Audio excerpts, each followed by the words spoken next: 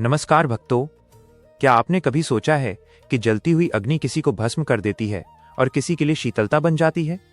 क्यों एक शक्तिशाली सम्राट अपने ही नन्हे बालक के सामने असहाय हो गया? आज हम केवल एक कहानी नहीं सुनेंगे, बल्कि उस परम सत्य का अनुभव करेंगे जिसे दुनिया होलिका दहन के नाम से जानती है।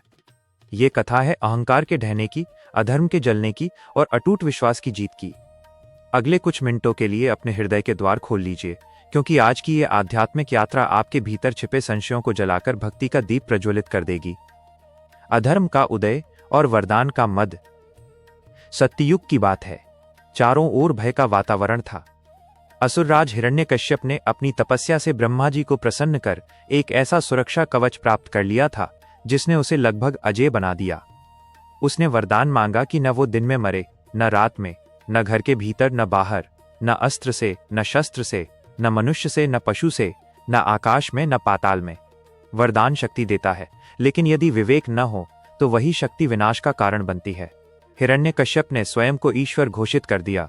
यज्ञ रुकवा दिए गए, देवताओं को बंदी बना लिया गया और केवल एक ही नारा गूंजने लगा, हिरण्यकश्यपाय नमः। भक्त प्रहलाद का दिव्य अवतार। परंतु अंधकार कितना भी घना हो, प्रकाश की एक किरण उसे चीर देती है। असुर कुल में जन्म हुआ बालक प्रहलाद का। जब प्रहलाद माता कयाधु के गर्भ में थे, तब देवर्षि नारद ने उन्हें नारायण भक्ति का उपदेश दिया था। संस्कार इतने प्रबल थे कि जन्म लेते ही प्रहलाद के मुख से मां नहीं, बल्कि नारायण शब्द निकला। जब प्रहलाद बड़े हुए और उन्हें गुरुकुल भेजा गया, तो उनके गुरु उन्हें राजनीति और छल कपट सिखाते थे। लेकिन प्रहलाद विश्राम के समय अपने सहपाठियों को इकट्ठा करते और कहते, तारांकन मित्रों, यह शरीर नश्वर है, केवल हरि का नाम सत्य है। छोटे छोटे बालकों की टोली श्रीहरि के संकीर्तन में नाचने लगती।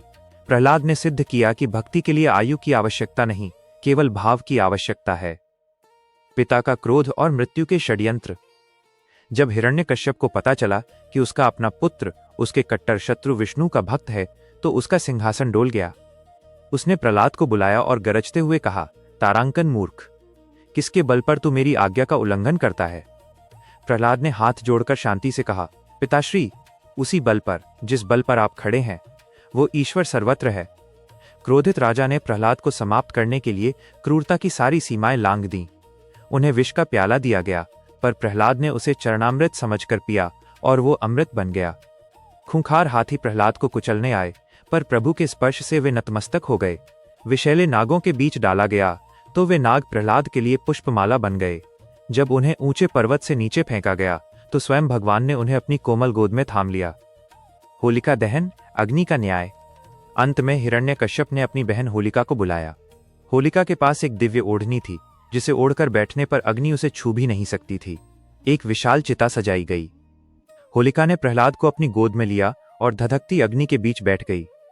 चारों ओर हाहाकार मच गया। लोग रोने लगे कि आज ये कोमल बालक जल जाएगा। लेकिन चिता के भीतर का दृश्य कुछ और ही था। प्रहलाद आंखें बंद किए और नमो नारायणाय का जाप कर रहे थे।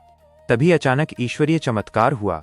प्रचंड वायु चली, होलिका के शरीर से वो चादर उड़ी और प्रहलाद को चारों ओर से लपेट लिया। देखते ही देखते वरदान का दुरुपयोग करने वाली होलिका भस्म हो गई और प्रहलाद मुस्कुराते हुए अग्नि से बाहर आए। यही संदेश है भक्तों, कि जो अग्नि दूसरों को जलाने के लिए जलाई जाती है, वह अंततः अधर्म को ही भस्म करती है। नृसिंह अवतार और अहंकार का अंत। होलिका के अंत के बाद हिरण्यकश्यप का क्रोध अपनी चरम सीमा पर था।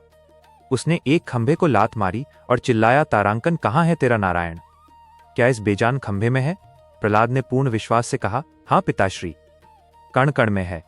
उसी क्षण वो खंभा फटा और एक ऐसा स्वरूप प्रकट हुआ जिसे देख ब्रह्मांड कांप उठा। भगवान नृसिंह, न पूरा मनुष्य, न पूरा पशु। उन्होंने ब्रह्मा जी के वरदान का मान रखते हुए असुर को दहलीज पर पकड़ा। समय था संध्या का। उन्होंने उसे अपनी जंघा पर लिटाया और अपने तीखे नाखूनों से उसका वध कर दिया। आध्यात्मिक रहस्य और महत्व। भक्तों, यह केवल प्राचीन कथा नहीं है। हिरण्यकश्यप हमारे भीतर का अहंकार है और प्रहलाद हमारे भीतर की सोई हुई भक्ति है। होलिका हमारी बुराइयां और वासनाएं हैं। जब हम अपने भीतर की बुराइयों को जलाते हैं, तभी हम अगले दिन रंगों की होली खेलने के पात्र बनते हैं। वो रंग प्रेम का, सद्भावना का और भक्ति का रंग है।